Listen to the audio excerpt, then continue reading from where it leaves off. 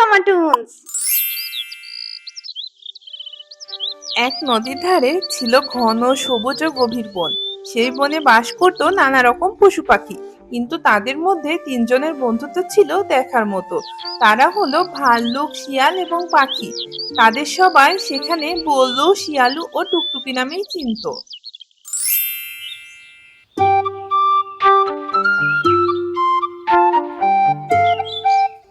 এই তো জীবন, এমন সুন্দর বোন আর এমন বন্ধু থাকলে আর কি লাগে। আমাদের কাছে রাজা বাদশাও হার মানে। কিন্তু গল্পে তো জীবন চলে না, সবকিছু একঘেয়েমি লাগছে। চলো আমরা নতুন কিছু করি। নতুন কিছু? সেটা আবার কি? তোমার মাথায় কি ঘুরপাক খাচ্ছে খুলে বলো তো। আমার মাথায় সুন্দর একটা আইডিয়া আছে, চলো আগামীকাল আমরা বনভোজন করি। চমৎকার পরিকল্পনা। তা আগামীকাল যেহেতু বনভোজন করতে যাচ্ছি, তাহলে সবকিছু তো জোগাড় করে রাখতে হবে। তা বলি কি, বনভোজনে আমরা কি খাবো? আমাদের এবারে বনভোজনটা হবে একদম স্পেশাল। আগামীকাল সকালে সবাই বেরিয়ে পড়বো। সবাই যার যার মতো পছন্দ অনুযায়ী খাবার খুঁজে সবাই একসাথে পরিবেশন করব। সবাই সবারটা একসাথে খেতে বসবো। বাহ, অনেক সুন্দর পরিকল্পনা তোমার। কিন্তু কে কি খাবার জোগাড় করবে সেটা বলে নিলে ভালো হয় না? না, কে কি খাবার জোগাড় করবে তা বলা হবে না। আমাদের যার যার যা পছন্দ নিজে নিজে তা জোগাড় করবে, এবং দিন শেষে সবাই যখন একসাথে পরিবেশন করব সেটা হবে এক বিশাল সারপ্রাইজ। তখন কেবল জানতে পারবো। তা আমাদের আইডিয়াটা কেমন লেগেছে? টুকটুকি, তোমার আইডিয়াটা দারুণ লেগেছে, এই জন্য তুমি এত বুদ্ধিমতী। তোমার বুদ্ধি অসাধারণ, আমারও অনেক ভালো লেগেছে।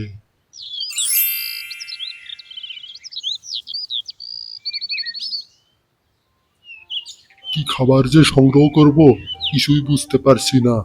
সারপ্রাইজ যেহেতু দিতে হবে, তাহলে ভালো কিছু খুঁজে বের করতে হবে।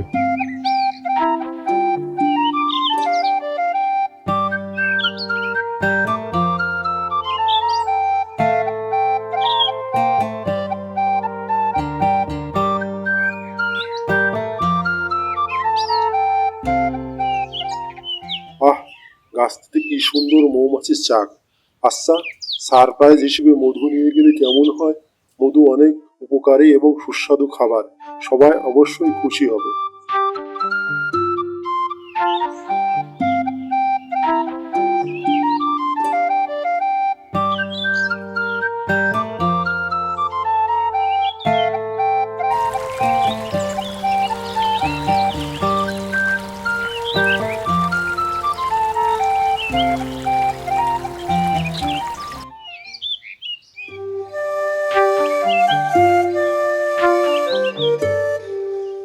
খাবার কোথায় পায় বলো তো? তবে স্পেশাল বনভোজনে এমন কিছু খাবার পরিবেশন করব যাতে সবাই চমকে যায়।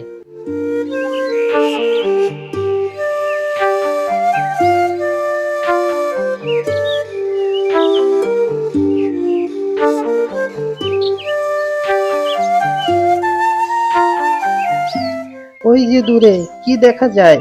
কাঠবিড়ালি কিছু একটা রান্না করছে, গিয়ে দেখি তো কি করছে।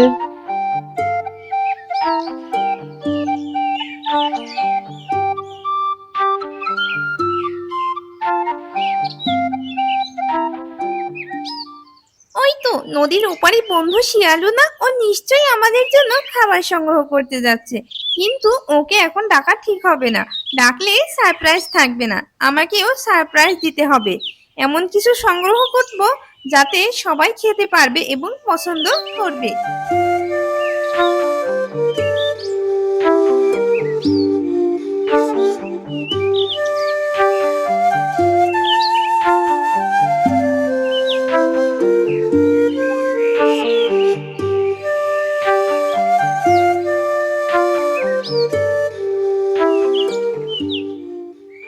বাহ, কি সুন্দর মাংস রান্না করেছে কাঠবিড়াল। এটাকে আমি জঙ্গলে লুকিয়ে রাখি, বনভোজনে এটা হবে বিশাল সারপ্রাইজ। আহা হা।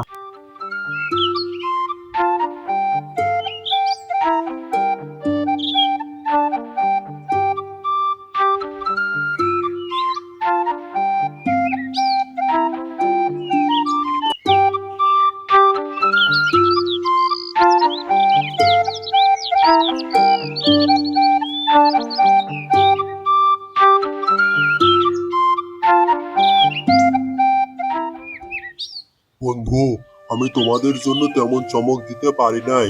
আমি মধু আর বাদাম এনেছি। তুমি সরল ও সৎ মনে অনেক চেষ্টা করে এগুলো এনেছো। খাবার যাই হোক, এটাই আমাদের কাছে রাজখানার মতো। ভালোবেসে কিছু করলে সেটার মধ্যে একটা তৃপ্তি পাওয়া যায়। বন্ধু, তোমার কথা যতই শুনি ততই অবাক হই। বন্ধু, তুমি মনের দিক দিয়ে অনেক ভালো। তা তুমি আমাদের জন্য কি এনেছো? আমি তোমাদের জন্য এনেছি বিভিন্ন ফলমূল। ভাবলাম এমন কিছু নিয়ে যাই যাতে সবাই পছন্দ করে। বন্ধু, তুমি যা এনেছো এটাই অনেক বেশি। তুমি শরীরের দিক দিয়ে এতটাও ক্ষমতাবান না। সারাদিন বন থেকে বনে উড়ে উড়ে বিভিন্ন পদের ফলের আয়োজন করেছো। আমাদের মধ্যে বন্ধুত্বের ভালোবাসার দিক দিয়ে তুমি সেরা। আমাদের আরেক বন্ধু শিয়ালো মামা, কি এনেছো তুমি? আমি মাংস রান্না করেছি, দাঁড়াও নিয়ে আসছি। বললু, আমি তোমাকে একটি গোপন কথা বলতে চাই।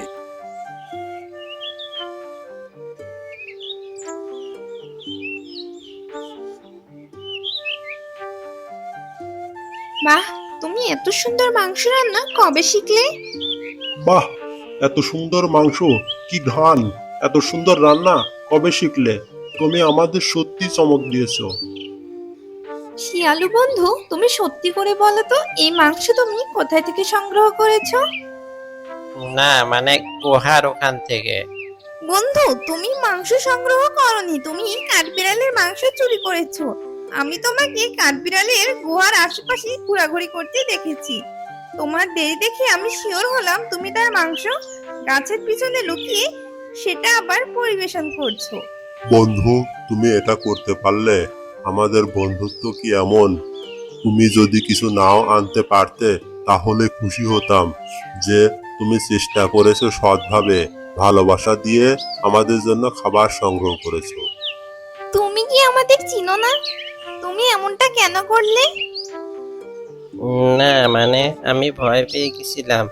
আমার রান্না করা শাকসবজি যদি পছন্দ না করো, আমি তোমাদের সারপ্রাইজ দিতে পারিনি। এখন আমার নিজেরই খারাপ লাগছে। এখন মনে হচ্ছে আমি বড় ভুল করেছি। বন্ধু, তুমি এটা কি করে ভাবলে যে তোমার রান্না করা খাবার আমরা খাবো না আর খারাপ বলবো? হ্যাঁ বন্ধু, তুমি যদি স্বাদহীন লবণ ঝাড়ে ভরা খাবার নিজে রান্না করতে, সেটাও আমরা হাসি মুখে খেয়ে নিতাম। সত্যি বলছো তোমরা? তাহলে সকালে আমি তোমাদের জন্য খাবার রান্না করে আনবো।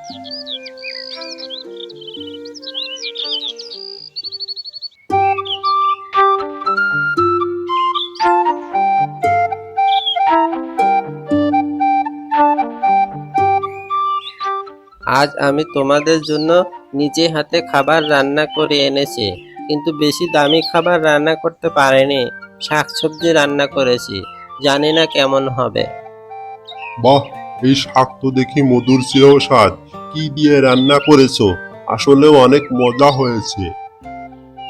হ্যাঁ, এটা তো দেখি রাজদরবারের খাবারের চেয়েও স্বাদ বেশি, কারণ তুমি সব ভুল বুঝে তোমার ভালোবাসা দিয়ে রান্না করেছো। মনে রাখবে শিয়ালো মামা, বন্ধুত্বের মাঝে কখনো গোপন বা মিথ্যে রাখা উচিত নয়, কারণ এই মিথ্যে একদিন কঠিন রূপ নিবে যা আমাদের বন্ধুত্বকে নষ্ট করে দিবে। হ্যাঁ, তোমরা ঠিক কথা বলেছো। আর কখনো এমন হবে না। কিন্তু আমার তো একটি ভুলের প্রায়শ্চিত্ত করতে হবে। আমি কাঠবিড়ালের খাবার চুরি করেছি, সেটা তাকে জানাতে হবে এবং তার কাছ থেকে ক্ষমা চাইতে হবে। চলো বন্ধু, আমরা দুজনেও তোমার সাথে যাই। হ্যাঁ চলো, আমরা তোমার হয়ে কাঠবিড়ালের কাছে অনুরোধ করব যেন আগের ঘটনা ভুলে আমাদের সাথে মিলেমিশে থাকে।